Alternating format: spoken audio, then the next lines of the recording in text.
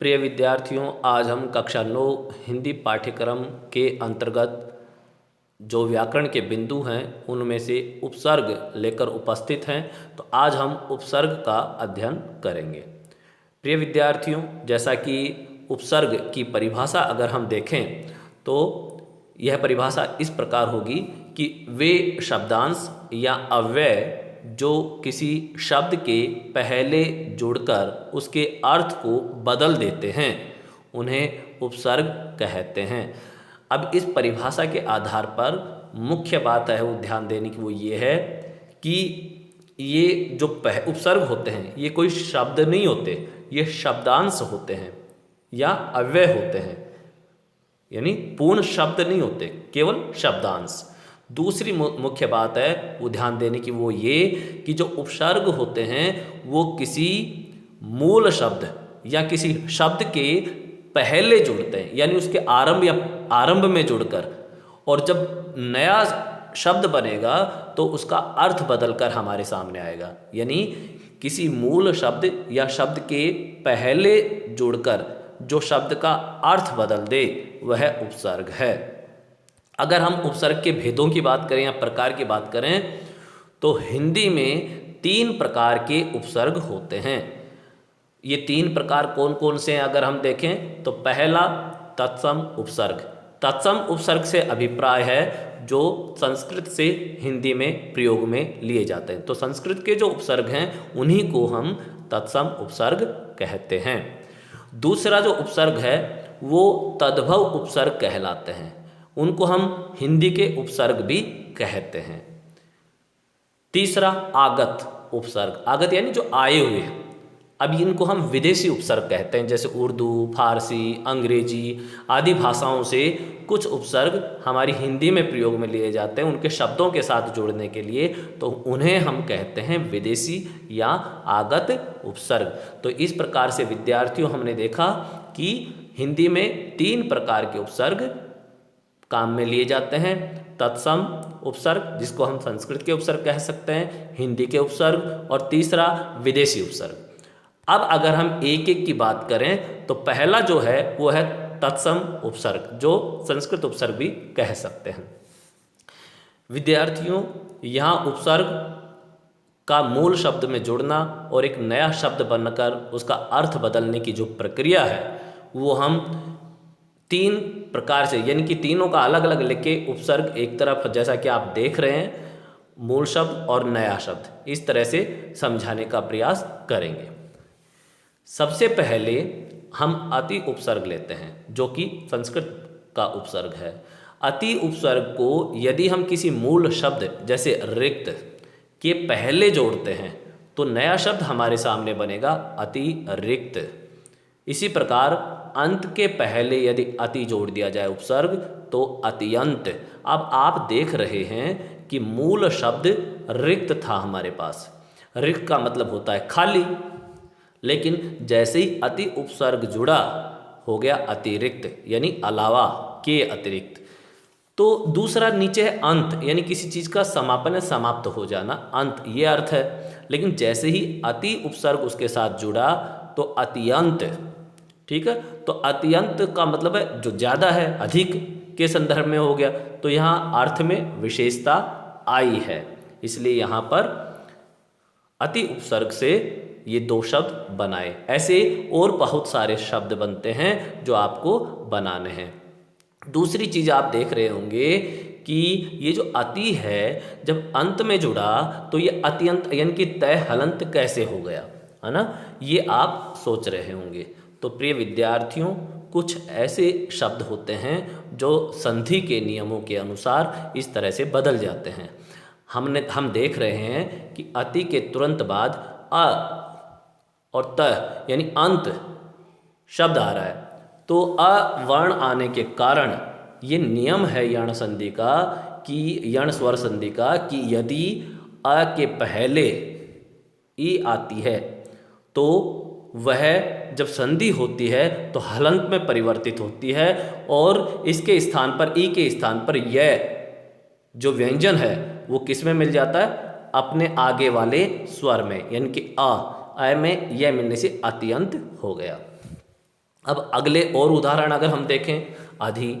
अधि एक और संस्कृत का उपसर्ग है। अधि से अगर हम नए शब्द बनाएं तो नायक और भार, ये दो शब्द हमने लिए। नायक से पहले अधि लगाने से बना अधिनायक। ऐसे ही भार के पहले अधि लगाने से बना अधिभार। तो इस तरह से जो शब्द हमारे पास पहले से उपलब्ध हैं उनमें कुछ नए शब्दांश जोड़कर हम एक नए शब्द की संरचना कर लेते हैं, और इस प्रकार से कोई भी भाषा अपने शब्द भंडार को पूर्ण विकसित अवस्था में पहुंचा पाती है। ठीक है, तो अब अगर हम देखें तो यहाँ पे नायक अधिनायक हो गया, है ना, और भार से पहले अधि जोड़ने से अधिभार, तो अधिभार होना। तो ये दो और उदाहरण आए। अब है अनु उपसर्ग। ये अति, अधि, अनु, ये अव्यय भी हैं और ये शब्दांश इनको हम बोलते हैं, क्योंकि ये शब्द न होकर शब्दांश। अब हम अगर अनु उपसर्ग की बात करें तो इससे अगर नए शब्द हम बनाएं तो देखेंगे कि वाद एक शब्द है जिसको हम मूल शब्द कहते हैं। इसके पहले अनु जोड़ने से बन गया अनुवाद। कक्षा 9 के विद्यार्थी आप हैं, इसलिए आपके लिए समझना बड़ा आसान है ना। तो मान, मान के पहले अनु उपसर्ग जोड़ने से बन गया अनुमान। ठीक है, तो इस तरह से ऐसे हम और शब्द अगर बनाएं, जैसे अप उपसर्ग। अप उपसर्ग को शब्द से पहले जोड़ेंगे तो बन गया अपशब्द। देखो शब्द का मतलब जो भी जितने ऐसे न जाने कितने शब्द होते हैं, अलग अलग भाषाओं के अलग अलग शब्द हैं, लेकिन जैसे ही उसमें अपशब्द जुड़ गया हिंदी के किसी शब्द में तो वो अपशब्द यानी कोई गाली बन गया एक तरह से। कीर्ति यानी यश, कीर्ति। ठीक है, और जैसे ही उसमें अप जुड़ा अर्थ बदल जाएगा अपकीर्ति यानी अपयश। तो इस तरह से उपसर्ग न केवल शब्द का रूप बदल देते हैं अपितु शब्द का अर्थ भी बदल देते हैं। तो ये हमने यहाँ पे देखा। अभी एक और उपसर्ग हमारे सामने नीचे है, देखो अभी। अभी को अगर हम नव मूल शब्द में जोड़ते हैं तो हमारे सामने नया शब्द बनेगा अभिनव। इसी तरह नंदन, नंदन के पहले अभी उपसर्ग जोड़ने से नया शब्द हमारे सामने बनकर आता है अभिनंदन। तो प्रिय विद्यार्थियों, इस तरह से अगर और देखें हम संस्कृत के उपसर्ग तो आओ। आओ उपसर्ग को सर मूल शब्द में जोड़ने से नया शब्द बनता है अवसर। ठीक है, कोई अवसर दिया गया है ना, इस तरह से एक नया, सर का मतलब अलग हो गया और अवसर अलग अर्थ में प्रयोग में हो रहा है। चेतन, चेतन के पहले अव जोड़ते ही अवचेतन। तो इस तरह से उत उपसर्ग, इससे भी बहुत सारे शब्द बन सकते हैं, जैसे तम, तम यानी तो अंधेरा भी होता है, और उत जोड़ते ही उत्तम यानी श्रेष्ठ हो गया, है ना, तो अच्छा माना जाता है उत्तम को। इसी तरह सर्ग और उत जोड़ते ही उत्सर्ग, सर्ग एक अध्याय भी हो सकता है, उत्सर्ग त्याग करना हो गया, अर्थ बदल गया। तो इस तरह से देखो इन दोनों शब्दों के अगर अर्थ देखें, तम यानी अंधकार और उत्तम यानी श्रेष्ठ या अच्छा। इसी तरह सर्ग एक अध्याय, एक पाठ, और जैसे उत उपसर्ग उसमें जुड़ा अर्थ बदल गया, उत्सर्ग यानी त्याग करना। तो ये उपसर्ग की विशेषता है। अगला उपसर्ग अगर हम देखें उद, इन दोनों शब्दों में बच्चों ध्यान देंगे त और द दोनों हलंत हैं, है ना। तो हलंत होने के यानी ये पूर्ण व्यंजन ना होके हलंत हैं, अर्ध व्यंजन यानी कि इनमें स्वर मिला हुआ नहीं है। इसलिए जो शब्द हम बनाएंगे तो बनाते समय इस बात का ध्यान हमें रखना होगा। अक्सर परीक्षा में बच्चे एक गलती कर जाते हैं कि हलंत यानी कि स्वर रहित व्यंजन अगर किसी उपसर्ग में दिया है वो उसका ध्यान नहीं देते और उससे बनने वाले कोई शब्द ऐसे बना देते हैं जो स्वर युक्त होता है, जो बनता ही नहीं है। तो हमने ऊपर देखा कि उत तय हलंत है, उससे हमने उत्तम बनाया, आधा तय लगा के रखा हमने, है ना। उत्सर्ग में भी हलंत तय है। इसी तरह उद तो दय, दोनों में हमने हलंत रखा है। जैसे भव, भव से पहले उद उपसर्ग जोड़ा उद्भव, तो दय हमने हलंत रखा है, क्योंकि इसमें कोई परिवर्तन नहीं आएगा। यह तभी आ सकता है जब सामने हमारे कोई स्वर आए जो इसमें मिल सकता हो, तभी ऐसा हो सकता है। धार, तो धार में उद जोड़ते हो गया उद्धार। देखो कितना एकदम अलग हो गया ना। भव का मतलब तो संसार भी होता है, जगत भी होता है, लेकिन उद लगते ही उद्भव, यानी किसी चीज़ का उद्भव होना, उत्पन्न होना। धार कोई धारा हो सकती है ना, और उद जुड़ते ही उद्धार, यानी किसी का कल्याण होना, उद्धार हो जाना। तो इस तरह से उपसर्ग शब्द का अर्थ बदलते हैं। अब देखो एक और संस्कृत का उपसर्ग है उप। अगर उप उपसर्ग को हम हार मूल शब्द में जोड़ें तो शब्द बनेगा उपहार, और कार मूल शब्द में जोड़ें तो शब्द बनेगा उपकार। तो इस तरह से यहाँ हमने जितने मूल शब्द देखे और उनमें अलग अलग उपसर्ग जोड़ने से हमारे सामने नए शब्द बनकर आ रहे हैं, और न केवल उनके रूप में बदलाव हुआ अपितु उनके अर्थ में भी बदलाव हुआ है। प्रिय बच्चों, अगला शब्द जो उपसर्ग है वो है दुर। र हलंत है, ध्यान रहे। तो अगर हम जन का मतलब व्यक्ति या कोई प्राणी, लेकिन जन से पहले दुर उपसर्ग लगाने से दुर्जन। तो देखो हमने जो र हलंत की बात की थी, है ना, हलंत की बात की थी, यहाँ पे र हलंत है और दू के बाद र को जय के ऊपर ले गए हैं, यानी र हलंत रखा है हमने वहाँ। तो जन के पहले दुर जब बनाएंगे तो दुर्जन, है ना, दुर्बल, जैसे बल के पहले दुर जोड़ा दुर्बल, है ना। तो इस तरह से ये उपसर्ग हैं जो अलग अलग शब्दों, मूल शब्दों के पहले जुड़कर उनका अर्थ बदल रहे हैं। संस्कृत का एक और उपसर्ग है दुस का मतलब यहाँ पे भी स हलंत है, तो साहस के पहले अगर इसको जोड़ेंगे दुस्साहस, स हलंत रखा है हमने, है ना। साध्य, दुस्साध्य, है ना। तो दुस्साध्य, अब यहाँ पे दोनों में हमने देखा, ठीक है, इनका साहस तो ठीक है, कोई भी अच्छा सा किसी काम को करने का, कोई विपत्ति का सामना करने का साहस हमारे अंदर होना चाहिए। लेकिन जैसे ही दुस लग गया, क्योंकि दुस है वो अच्छाई का प्रतीक नहीं है, वो अच्छे गुणों के लिए नहीं, तो दुस्साहस यानी मतलब एक तरह से किसी अच्छी बात के खिलाफ, बड़ों के खिलाफ जब हम बोलने का साहस करते हैं तो उसको दुस्साहस करेंगे कि भाई तुम्हारा मेरे सामने बोलने का दुस्साहस हुआ, है ना। तो हमें अपनी मर्यादा में रहकर अगर हम कोई कार्य करते हैं तो वो ठीक है, अन्यथा उसको दुस्साहस माना जाएगा। साध्य, किसी चीज़ को साधा जा सकता है, और दुस्साध्य जिसको साधना कठिन हो, अर्थ बदल गया। तो इस तरह से यहाँ दुस में स हलंत था। अगला जो संस्कृत का उपसर्ग है वो है निर। यहाँ भी रै भी हलंत है, तो निर में रै हलंत होने से अब इसको जब हम नए शब्द के साथ जोड़ेंगे तो, या मूल शब्द के साथ जोड़ेंगे तो हमें नए शब्द में जो नया निर्मित शब्द होगा उसमें इसको दिखाना होगा, वैसे ही रखना होगा। तो देखो जन के ठीक पहले निर उपसर्ग जोड़ने से निर्जन, यानी रै हलंत को जय के ऊपर लगाया हमने। दया, तो निर्दय, तो निर्दय। अब एक ये भी बड़ी गलती करते हैं बच्चे कि निर्दय, तो दय जो है वो दय मूल शब्द न होके दय का हम दया करेंगे, दया में निर उपसर्ग जोड़ने से बना निर्दय, क्योंकि निर्दया नहीं होगा फिर निर्दय, ठीक है। तो जैसे हमने प्रत्यय में कई बार करते हैं समाज, और उसमें एक प्रत्यय जोड़ने से वो सामाजिक हो जाता है ना, सामाजिक न होके सामाजिक। तो ऐसे कुछ चेंज या कुछ परिवर्तन होते हैं।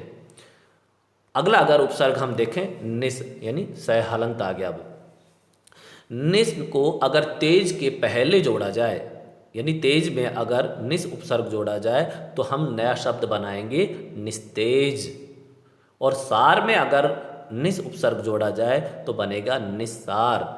बच्चों यहाँ फिर ध्यान देना है कि स हलंत था तो हमने तेज और सार के पहले उसे हलंत रूप में सुरक्षित रखा है।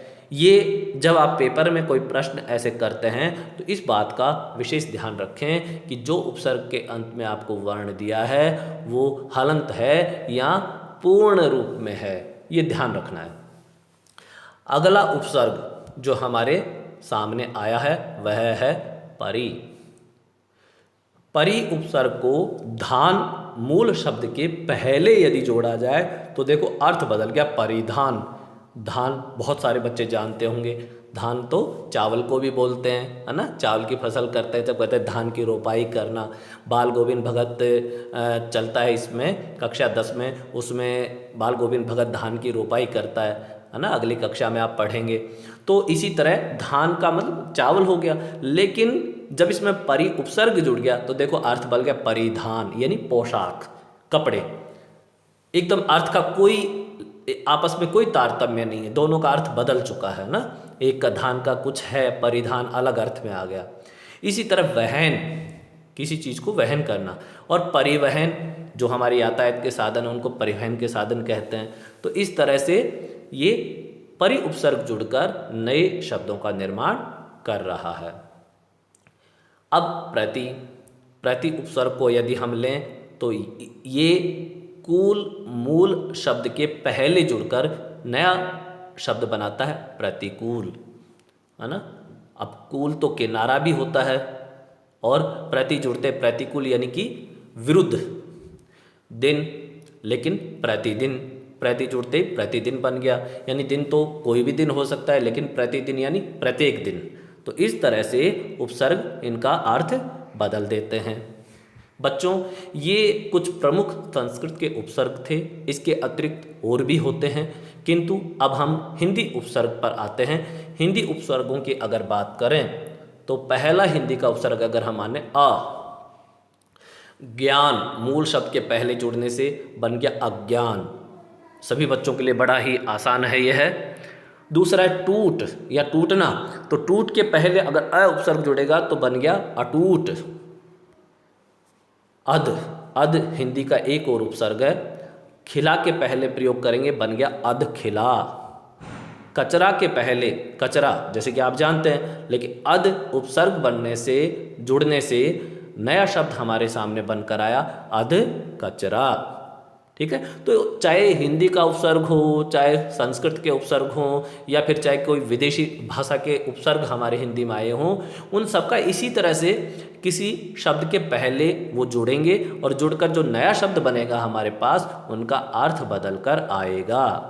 ये सभी पे नियम लागू होगा। अब हम देख रहे हैं कि हिंदी के उपसर्गों में भी वही बात है, और अभी हम आगे देखेंगे आगत वाले, उसमें भी यही नियम काम करेगा। तो ये आप समझें इस बात को। अन उपसर्ग अगर पढ़ मूल शब्द में जोड़ा जाए तो बन गया अनपढ़, है ना, दोनों विपरीत अर्थ हो गए। होनी, अन जोड़ते ही हन होनी। इसी तरह अगर हम देखें उन, हिंदी का एक उपसर्ग है जो विशेषकर जो हमारी गिनती है, हिंदी की जो काउंटिंग करते हैं, हिंदी की गिनती उसमें काम आता है। तो 30 एक संख्या है, 30 के पहले उन लगाए तो 29, 40 39, तो इस तरह से उनका प्रयोग कर सकते हैं। हिंदी का एक और उपसर्ग जैसे दो, है ना, तो बला, बला कोई बला हो सकती है, तो बला का दो प्रयोग करते दुबला यानी कमजोर। नाली, दो उपसर्ग जोड़ने से बन गया दो नाली यानी दो नाली या दो नाली वाली।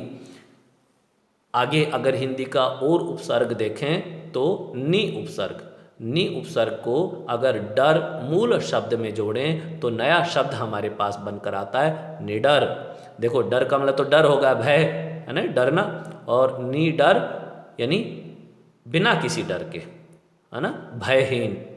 हाल, निहाल। तो इस तरह से यहाँ दोनों शब्द बदले। बिन उपसर्ग बुलाया के पहले अगर जोड़ेंगे तो बनेगा बिन बुलाया। खाया के पहले बिन जोड़ेंगे तो बनेगा बिन खाया। इस प्रकार से ये दो जो शब्द हैं ये शब्द के पहले जुड़कर अर्थ बुला रहे हैं। जैसे बुलाया का बिन बुलाया, खाया बिन खाया, दोनों विपरीत हो गए एकदम। पेट, भर उपसर्ग जोड़ने से बन गया भरपेट। पूर के पहले अगर भर जोड़ेंगे तो बनेगा भरपूर। तो इस तरह से ये हिंदी के उपसर्ग हैं जो एक ही नियम से सारे काम कर रहे हैं। जैसे संस्कृत के उपसर्ग लगे वैसे हिंदी के उपसर्ग काम कर रहे हैं। पर हिंदी का उपसर्ग है जो है जैसे दादा, नाना, है ना, तो इस तरह से इनके पहले अगर लगा देंगे पर को तो बन जाएगा पर दादा और पर नाना, यानी दादा के भी पिताजी पर दादा, नाना के पिताजी पर नाना। तो इस प्रकार से अर्थ बदल गया। प्रिय विद्यार्थियों, अगर अब हम बात करें तो आगत उपसर्ग, हिंदी के और भी बहुत उपसर्ग होंगे, लेकिन अभी हम इतने उपसर्गों की बात कर रहे हैं। अब आगत उपसर्ग में अरबी फारसी के उपसर्ग हम देखेंगे। तो अरबी फारसी के उपसर्ग यदि हम देखें, जैसे कम एक उपसर्ग है, आगत उपसर्ग, जो अक्ल के पहले जुड़ने से कम अक्ल नया शब्द बन गया। समझ तो कम समझ, है ना। तो ये हम अपनी जो दैनिक जीवन में है, रोज़ाना इनका प्रयोग हम करते हैं, लेकिन हम ये ध्यान नहीं देते कि यहाँ मैंने देखो इस शब्द में एक उपसर्ग का प्रयोग कर लिया। हाजिर, हाजिर के पहले गैर उपसर्ग अगर उपयोग में लेंगे तो नया निर्मित शब्द होगा गैर हाजिर। बहुत काम में लेते हैं हम, है ना। मुल्क, मुल्क देश है, और गैर जुड़ते ही बन गया गैर मुल्क, जो इस देश का नहीं, गैर मुल्क दूसरे देश का है। इसी तरह अगर हम देखें बद, तो बद उपसर्ग हाल मूल शब्द में जुड़कर अर्थ बदलेगा, बन जाएगा बदहाल। हाल तो सामान्य हालचाल पूछ लेते हैं, लेकिन बदहाल यानी बुरे हाल हैं।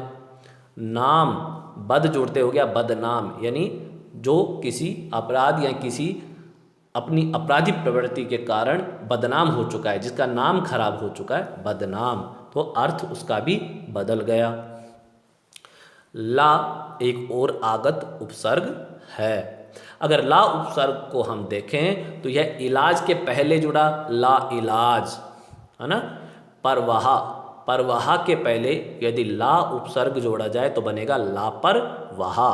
तो इस तरह से ला पहले किसी भी मूल शब्द के पहले, जैसे जहाँ ये जुड़ सकता है वहाँ जुड़ के अर्थ बदल रहा है।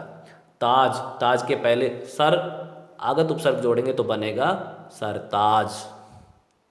और पंच के पहले अगर सर जोड़ेंगे तो सरपंच, यानी सर का अर्थ ही होता है श्रेष्ठ, यानी जो जो चीज़ उपलब्ध है उनमें श्रेष्ठ।